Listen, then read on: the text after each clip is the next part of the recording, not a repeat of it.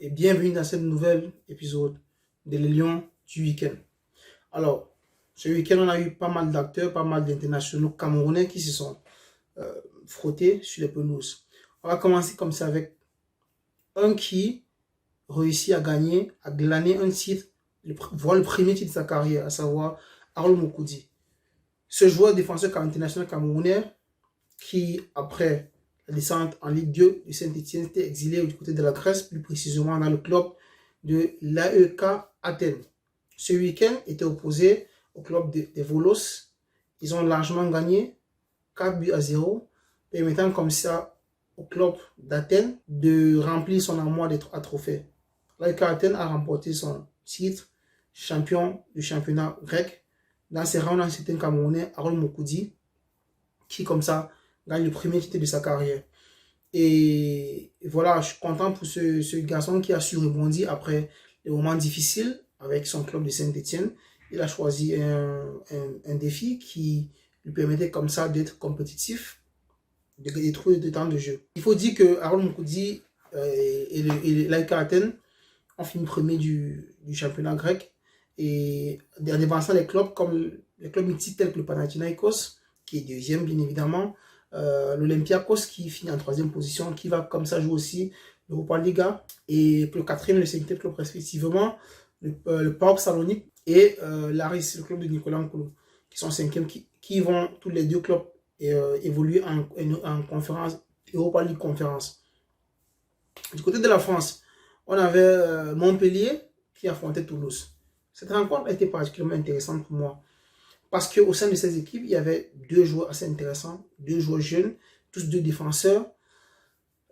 D'une part, du côté de Montpellier, on avait Enzo Chato. D'autre part, Toulouse, on avait Dani Yongwa. Qui, pour moi, avec le temps, prend vraiment de l'envergure et qui, je ne serais pas surpris si un grand club, ou bien voilà, un club venant de la première ligue, de championnat d'Espagne, se penche sur le cas d'Alain Yongwa, parce que ce joueur a été, il fait une très très bonne saison, il faut le dire, avec son club de Lorient. Souvent aligné à latéral gauche, quelquefois aligné piston. Il faut dire qu'il a majoritairement évolué en tant que piston gauche, vu que le club de Lorient évolue en 3-5-2. Et il a été confronté à Enzo Chato, latéral droit de Montpellier. Il faut dire que les deux joueurs internationaux camerounais, voilà, ils ont livré une bataille sans merci, beaucoup de duels, assez âpres. Et je pense que je me permettrais de dire que ces deux joueurs, pour moi, sont juste ce qui se fait de mieux à ces postes, à savoir latéral droit pour Enzo Chato et latéral gauche pour Dalain Yongwa. J'aimerais vraiment retrouver ces deux joueurs au niveau des lions remontables. On va aller en Bretagne avec Rennes qui affrontait 3 d'Adil Rami qui est dans la zone rouge. Et Rennes de Karl Toko Ekambi qui, après sa mésaventure à Lyon, s'est exilé du côté de la Bretagne. Il faut dire qu'il est aligné par le coach Bruno Genesio en point de l'attaque. Il a claqué un doublé. Il a été très intéressant dans le profil de jeu, dans la qualité de ses appels de balle, la qualité de l'occupation de l'espace. Il a comme ça permis à son équipe de jouer différemment. Et vraiment permettre à son équipe de jouer en bloc un bloc, disons, médian, voire haut. Il a claqué un doublé. Du côté de Toulouse, on avait le TFC qui affrontait le FC Nantes. Il faut dire que le FC Nantes vit un moment difficile. Le coach Camora a été licencié. Et Nantes passe des moments difficiles, vu qu'ils sont dans la zone rouge. On a Castelletto qui est aligné dans une défense à 3 avec Palois et Giroto. Du côté du TFC Nord, Kevin Keben qui n'a pas disputé la moindre minute. Et voilà, Castelletto, je pense qu'il a eu une performance au-dessus de la moyenne. Je dirais même à l'image de son équipe. Nantes est dans une période de doute, une période très très difficile. Et je pense que tous les strates sportifs qui entourent le club a une influence, un impact assez important sur les performances des joueurs, des joueurs de l'effectif. Voilà, on passe côté de la première ligue avec Brentford qui affrontait West Ham, le club managé par David Moyes, le manager écossais. Brentford de Brian Beaumont a gagné 2 buts à 0 avec un but au compteur de Brian Beaumont. Voilà, ce joueur formé à 3 fait plus ou moins une très bonne saison. Je pense que on regarde ce qu'il a montré durant cette saison. Je ne serais pas surpris si un club qui a plus d'ambition que Brentford se positionne à son sujet.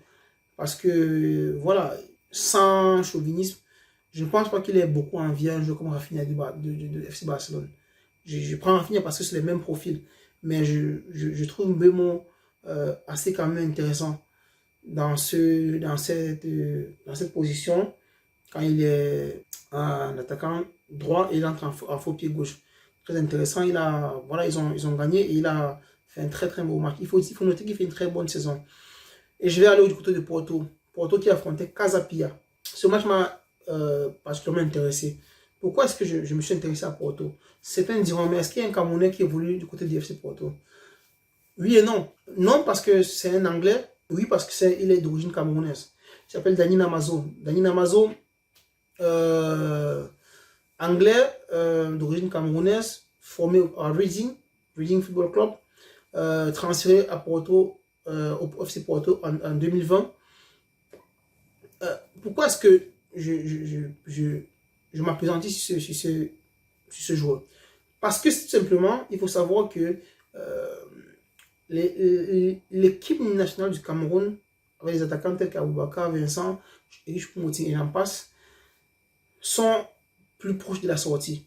Et je pense que il faut déjà commencer à travailler d'arrache-pied pour pouvoir nous proposer des joueurs qui auront l'envergure, qui auront la personnalité de pouvoir valablement porter ce maillot mythique. Et je pense que ce joueur, pour ce qu'il a fait durant ce match, parce qu'il faut dire qu'il il a entré à la 84e minute et à la 93e minute, il a marqué le but comme ça qui permettait au FC Porto de remporter les 3 points, permettant comme ça à Porto de continuer à croire au titre au vu de la saison de Benfica qui est premier du championnat pour l'instant.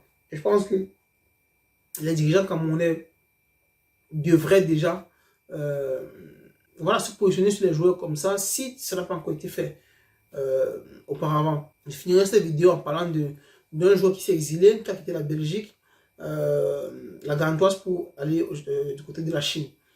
Mikel Ngandou, qui, comme ça, à peine arrivé, est déjà dans le 11 type du mois d'avril.